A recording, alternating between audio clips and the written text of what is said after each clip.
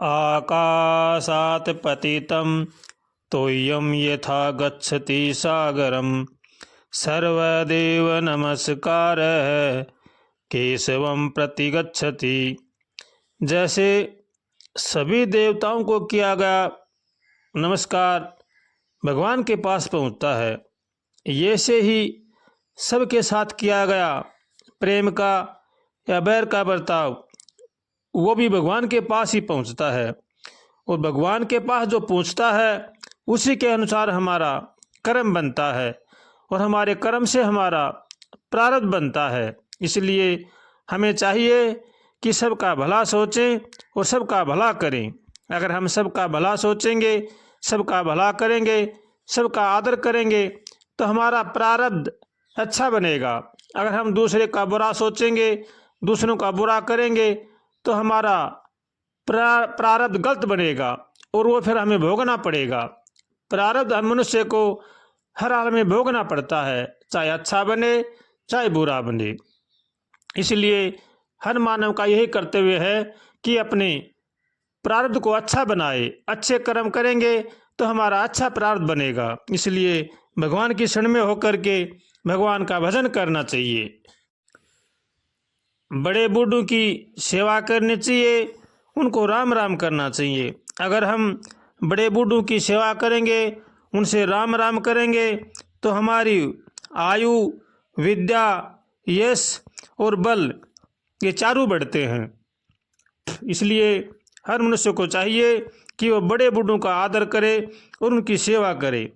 उनको राम राम करने में, उनकी सेवा करने में हमें लाभ ही लाभ है। इसलिए हर मानव का यही धर्म है कि वो सबके साथ यथायोग्य व्यवहार करे, अपने कुटुंब परिवार का पालन पोषण नेक कमाई से करे, कभी भी किसी के साथ छल कपट न करे, चोरी जारी न करे। अगर हम छल कपट करेंगे, चोरी जारी करेंगे तो वह हमें आगे भोगनी पड़ेगी। इसलिए मनुष्य मात्र का यही कर्तव्य है कि वो भगवान की शरण में होकर के अपने परिवार का पालन पोषण करे, किसी में भी किसी प्रकार की मोह ममता न करे।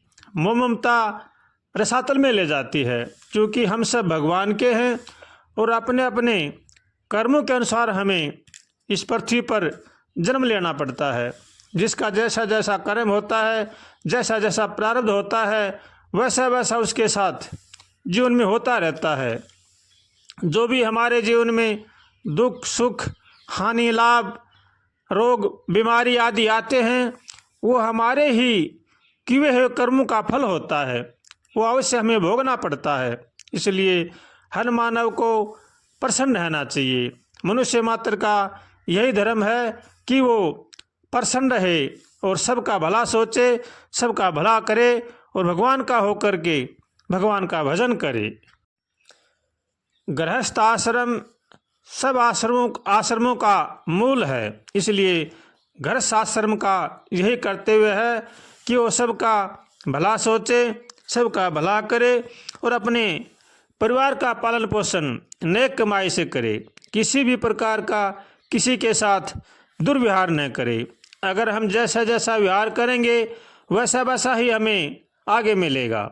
इसलिए हर मानव का यही कर्तव्य है कि वो भला सोचे और भला करे। आपस में एक दूसरे के साथ मिलजुल कर रहना चाहिए। आपस में भाई भाई में प्रेम हो, आपस में आस पड़ोस में प्रेम हो तो हम सुख शांति से रह सकते हैं। अगर हम दूसरों के साथ बुरा व्यवहार करेंगे तो हम भी सुख शांति से नहीं रह सकते। इसलिए जो अपने जीवन में सुख शांति चाहता है उनको चाहिए कि वो दूसरों को भी सुख शांति से देखे, उनको भी सुख शांति दे, तो हमें भी जीवन में सुख शांति मिलेगी। इसलिए हरदम भगवान से प्रार्थना करें, हे नाथ हमें सद्बुद्धि दो, सद्विचार दो, ताकि संसार की बुराई से बचें। ऐसे भगवान से रोज कातर स्वर से प्रार्थना करनी चाहिए और भगवान का होकर के भगवान का भजन करना चाहिए।